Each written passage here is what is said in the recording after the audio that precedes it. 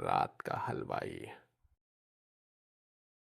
उत्तर प्रदेश के एक छोटे से गांव भैरवपुर में अजीब घटनाएं होने लगीं।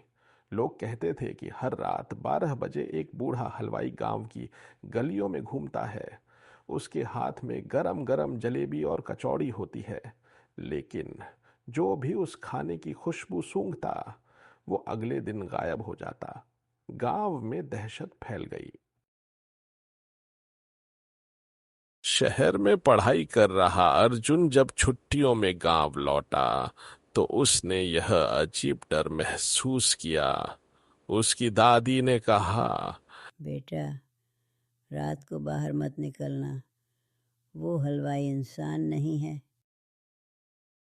लेकिन अर्जुन को यकीन नहीं हुआ। उसे लगा ये बस अंधविश्वास है। एक रात अर्जुन चुपके से घर से बाहर निकला।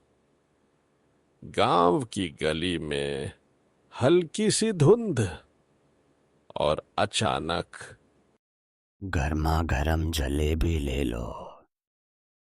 आवाज आई।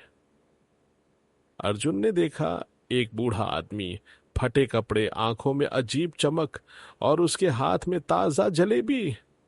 अर्जुन ने जैसे ही खुशबू महसूस की, उसे चक्कर आने लगे। लेकिन वो किसी तरह भागकर घर पहुंच गया। पर अगले दिन अर्जुन ने गांव के सबसे बुजुर्ग व्यक्ति से बात की।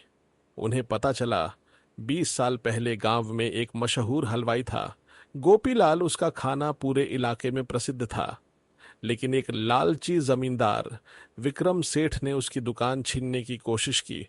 जब गोपीलाल ने मना किया, उसे जिंदा जला दिया गया और इस घटना को हादसा बता दिया गया।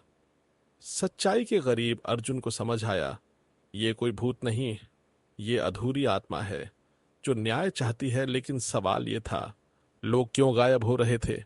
फिर उसे पता चला, जो लोग गायब हुए वे सभी कभी न कभी उस सेठ की मदद कर चुके थे, यानी भूत बदला ले रहा था।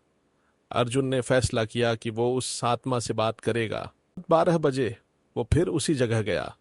इस बार उसने जलेबी खा ली और अचानक वह एक दूसरी दुनिया में पहुंच गया, जहां उसने देखा गोपीलाल जल रहा है, मदद के लिए चिल्ला रहा है। अर्जुन ने सबूत जुटाए, पुराने कागज, गवाह और छिपे हुए सच, और सीधे विक्रम सेठ के सामने पहुंचा।